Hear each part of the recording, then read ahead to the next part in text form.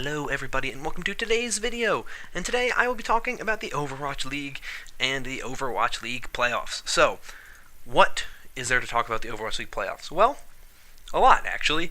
Yesterday the regular season ended and the 6 playoff teams were actually decided on Friday. So I'll just jump right into that. The 6 playoff teams, if you are not following 100%, are the New York Excelsior as the number 1 overall seed, the LA Valiant as the number 2 overall seed. Those two teams won their divisions, and as a result, they get a first-round bye, and they get the best performance bonus for being 1 and 2, respectively. Keep in mind that even if, say, the LA Valiant were the number 5 overall team going in, but they were still the highest seeded team from the Pacific, they'd still get a first-round bye, but they wouldn't get the second overall performance bonus. They'd get the 5th overall performance bonus. There's a difference there. The 3rd overall seed is the Boston Uprising, who will be facing off against the 6th overall seed, the Philadelphia Fusion, in round 1 on July 11th. And the 4th overall seed is the Los Angeles Gladiators, who will be taking on the 5th overall seeded London Spitfire. Also on July 11th, first game for those. It is a best of 3 series, so you have to win 2 best of 5 games, essentially. So a normal game in the Overwatch League is a best of 5. First team to win 3, or 2 with a tie. The first team to be able to, in a best of 4 or 5, get the amount of wins they need to prevent the other team from having more wins than they have. So that is the way this works. So you have at least 2 games you have to play, and in each of those 2 games you have to be the first person to win 3. So that is the way it works. So round 1, as I mentioned, we have Boston against Philadelphia. Now I have in front of me the numbers, the breakdown of their series. And it's a very interesting one actually, because they split it.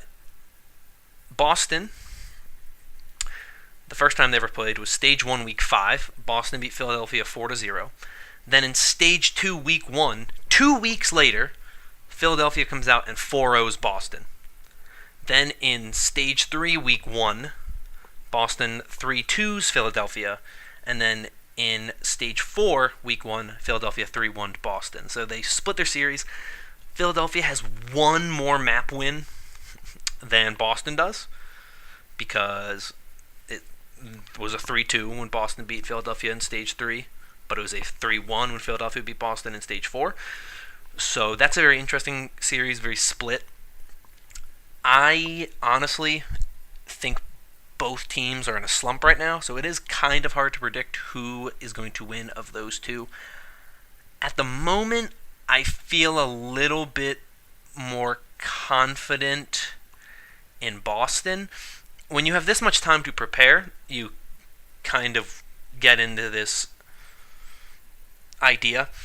Boston, I think, might be the better team, but I think Philadelphia has more depth than Boston. Philadelphia has more people they can sub in and out. They have more players in general, and I think they have more strategy. And I think in a series such as this one, that may be what they need to try to win, but they have to win 2 different games.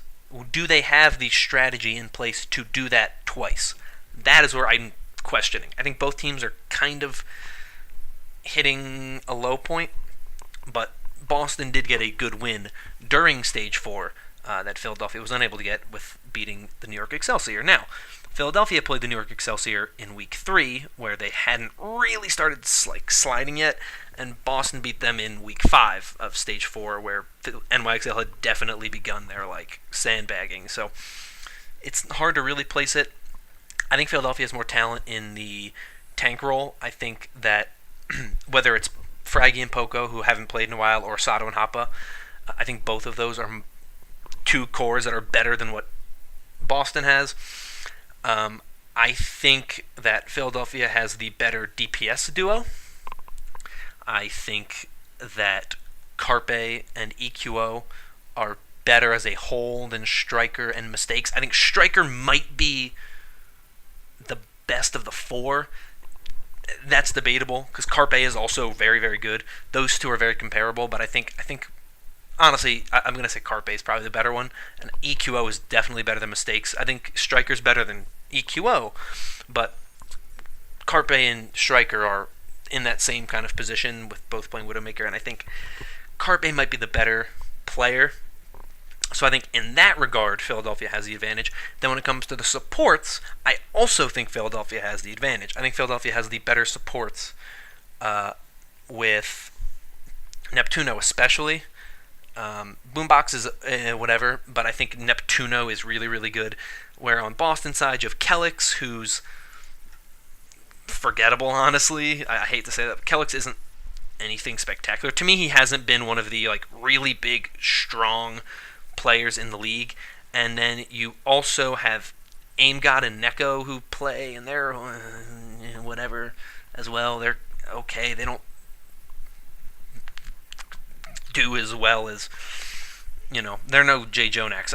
I think both of those teams, that come down to their mercy, really. Neither of them have a fantastic Zenyatta player, in my opinion, but I prefer Philadelphia in terms of players. But I think as a team, Boston just works well, and they play well, and they play better together, and it's really where I'm trying to determine it, because it really comes down to how are the Philadelphia tanks going to play, because they have two different groups. They have Foco and Fraggy, and they have Sato and Happa. Are they going to run specific map strategies when the map reveal comes out? Are they going to say, okay, well, we are playing, when we get to, Oasis, are we going to put Fraggy and Poco in? And then when we're on these maps, we're going to play Sato and Happa? Are they going to switch it up? Are they going to play Shadowburn and DPS role at all? I think Philadelphia has more that they can work with, which is one of the things that they have over Boston. Boston doesn't have a lot of room to switch, in my opinion. So I do think overall, I know I said I'm leaning towards Boston, but I think the depth in Philadelphia will really, really help them out, and I actually am going to take Philadelphia in that series. That could go either way, I think, but that is where I'm leaning with that one. And then with the LA Gladiators versus the London Spitfire, it's very simple. The London Spitfire have never beat the LA Gladiators. The LA Gladiators are, I think, better than the Boston Uprising, even though they're below them in terms of ranking. I think they're a better team. I think the Gladiators win this one easy. I think they win the first two games. Maybe London steals a couple maps here and there, but I think the Gladiators have it. I'm saying both. All three times they played was pretty close. The first time they played was Stage 2, Week 3, Gladiators won 3-1. And then in Stage 3, Week 4, Gladiators won 3-2. And in Stage 4, Week 4, Gladiators won 3-2 there as well. So I think that the Gladiators are just a better team. I think they're right now on a higher trajectory, and I think they've become this really balanced team. London doesn't have a head coach. I don't think they have one. That's not going to get you very far, so I think Gladiators win that series pretty easily. Which then, of course, puts me in a place where I have Philadelphia up against New York, and the Gladiators up against the Valiant, which is intense. So we'll start with the Gladiators Valiant, because Battle for LA is consistently one of the best games that we have. It was really, really good in Stage 4. That was Stage 4, Week 3. And then we also got a good one in the Stage 4 semifinals. But the thing is, the Valiant are 4-1 against the Gladiators. The Valiant have lost the Gladiators once, and they got 4-0'd by them in Stage 2. When the Valiant were they were okay. The Gladiators were also okay. They were kind of even skill level, but the Gladiators had just gotten Fisher, and Fisher was just a much better player than I think what the Valiant had at that point in time. The Valiant, come Stage 3, were a much better team. They had definitely improved dramatically, and they'd gotten so much better.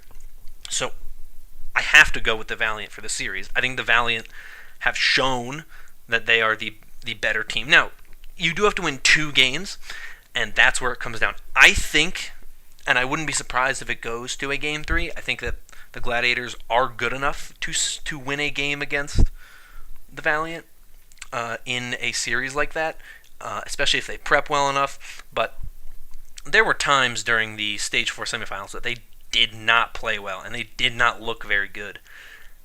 And I think that the Valiant overall have just mastered... They've mastered their play. Like truly. I think the Valiant have just mastered so much, and they've gotten so much better than they were at the very beginning of the season. They were like a bottom team at the beginning of the season. And now they are the number 2 team overall. They are hot right now. They're playing well. They're coming off a Stage 4 championship, and they beat New York in that Stage 4 finals. They are on an upward trajectory, 100% chance that they make finals, in my opinion. I think they're that good of a team. Then you have Philadelphia against New York, which I think will be the fun game, honestly, to see if it's Philadelphia or Boston. I think that one's going to be really, really close. But I think Philadelphia has more talent, and I think that with the time that they have to prepare and think up strategies, they have an advantage over Boston in that way, because Boston has to prepare for so much more than I think Philadelphia does. But we already talked about that. Philadelphia against New York is a pretty one-sided series. Philadelphia has one win against New York, and it was Stage 1, Week 3. They won 3-2. In Stage 2, Week 3, New York 3-1 against Philadelphia. Then in the Stage 2 finals, New York reverse swept Philadelphia. Then in Stage 3, Week 3, New York once again reverse swept Philadelphia. And then in Stage 4, Week 3, New York 4-0'd Philadelphia. It comes down to really how well Philadelphia can game plan for this. They have to put everything right now on the Boston train. Okay? They have to throw everything at prepping for Boston. New York isn't going to be playing that first week. They get a bye. So they get to sit back and they get to watch. They get to, do some prep for both sides. But they get to see, right? They have games. They get to just sit back and watch. And they get to see what's happening. They get to, hide strategies, which is what they've been doing all of Stage 4 pretty much. They haven't been showcasing their strategies that much. So New York, I think, has the very, very, very big advantage over Philadelphia. I think Philadelphia is a good team that just kind of suffered during the season. I don't know if they're the 6th best team overall, honestly. I think there's a chance that they're better than London. London just has such a great differential because they had a very good first 2 stages. So Philadelphia, New York, I think is definitely going the way of New York. I think New York needs to hope that they don't have to play London or Boston. They want Philadelphia to win, and they definitely want the Gladiators to win because they do not. Well, just overall, they want the Gladiators to win. Because if the Gladiators win, then they don't have to play London, and they won't have to play Boston. They don't have to play Boston unless Boston makes the overall finals, the grand finals. So they really just want to make sure that the Gladiators win, because I don't think they want to play London. London aren't all that great, but the Gladiators, I think the New York Excelsior can beat the Gladiators. They've shown it. They've beaten them twice. Yes, they lost to them once, but it was Stage 4. And it's hard to really gauge New York in Stage 4, how hard they were going and how much they were trying. So it is unique, the situation that New York's in, and I think they're going to take advantage of that. But I think the finals will be the LA Valiant against the New York Excelsior. I think those are the 2 best teams right now. The numbers show it. I think the play shows it. I am a New York Excelsior fan. I do want to say that because I want that to be very clear as I'm going into this. There is a degree of I think that they're good, and I think that they're going to do well because they're good. But at the same time, I will try to, of course, be unbiased when I'm delivering this finals opinion. But I don't actually know the way this will go because New York in Stage 4 didn't show everything. They were very reserved. They didn't go all in because they knew they didn't have to. They could have some really good Brigitte strategies that we don't know about. Those 2 words don't go well together. Brigitte strategies. They could have some really good strategies there that we just don't know about yet, that they just haven't really shown. They could have some anti-Brigitte strategies that we haven't seen yet. New York has a lot of things that I think they were hiding, that they said they were hiding, and I'm interested in finding out what they're going to do. Whereas the Valiant, I don't know if they've hidden anything. Right, but if Stage 4 finals are anything to go off of, where New York, it seems to me like they were trying, they did not look good against the Valiant at all. They need to I think, buckle down and take the time that they have off. And if I'm them, I'm prepping for 3 teams. I'm prepping for the Valiant. I'm watching every game we've played against the Valiant and figuring out how we can do better this time than we did the last time.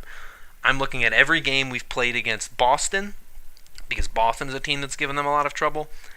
And I'm looking at every game we've played against London, because yes, it's been a while since they've lost to London, but London can be a threat.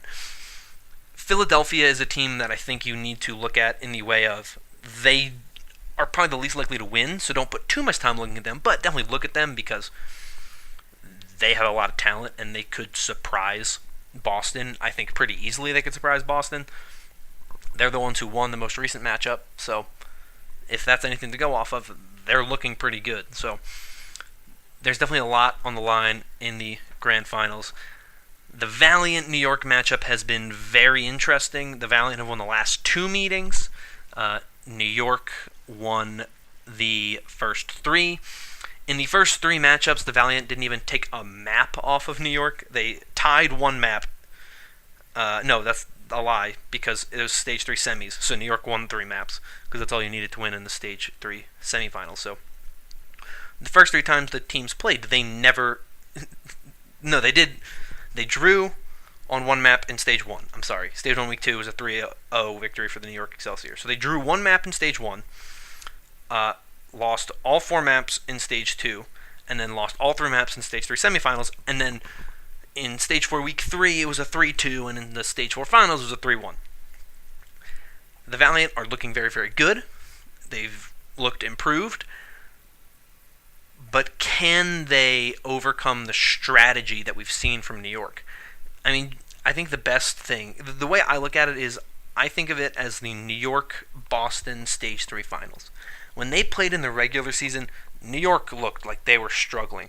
When they played in the Stage 3 finals, that was a different New York team. When New York goes out, when New York plans and prepares for a team, they're very hard to stop and they're very hard to beat. If any team can beat New York, I think overall, if any team can beat New York and stop them from winning the the season playoffs, I think it's the LA Valiant. I think they're the only team that has a chance. But at the end of the day, I think the New York Excelsior will come out on top. I think they're just that good of a team. They have no real weak points. I mean, I think that their only real weak point is Giannis. When he plays, I don't like the way the team looks. I think they look worse when he's in, and they look better when Mano's in. So I think Giannis is the team's weakest link, and I think that that's the only real time that they struggle. But their DPS, all 3 DPS, are fantastic. Arc and Animo are both fantastic Mercy players. Jay Jonak is, I think, the league MVP at Zenyatta. And then Mano and Meko are just consistent, and they're really, really good. So I think overall, the New York Excelsior just have so much talent, and they have such a great coaching staff that when they prepare for a team, and they have that much time, they're going to have a week to prepare for one team. That's a scary thought. That is a scary thought. And I think at the end of the day, New York is going to come out on top over the LA Valiant in the first ever grand finals in the Barclays Center in New York City. It's a home crowd for New York. And I just think New York is going to come out on top. So that is my opinion on the playoffs for the first ever season of the Overwatch League. If you want to debate in the comments down below with your own opinion on who you think will win the whole thing or how you think the whole thing will go, feel free to do so down below. I've given my reasoning. If you want more reasoning, of course, feel free to tweet at me or comment down below, and I'll give you some more reasons for why I think that way. But I'm going to end this video here. It's a little bit longer than I wanted it to be, but I get passionate about the Overwatch League. If you enjoyed, please consider liking and subscribing. It really helps out the channel. And, of course, comment down below with what you think about the overall playoffs for Season 1 of the Overwatch League. But with that, I'm going to sign off. Thank you so much for watching, and I will see you all next time.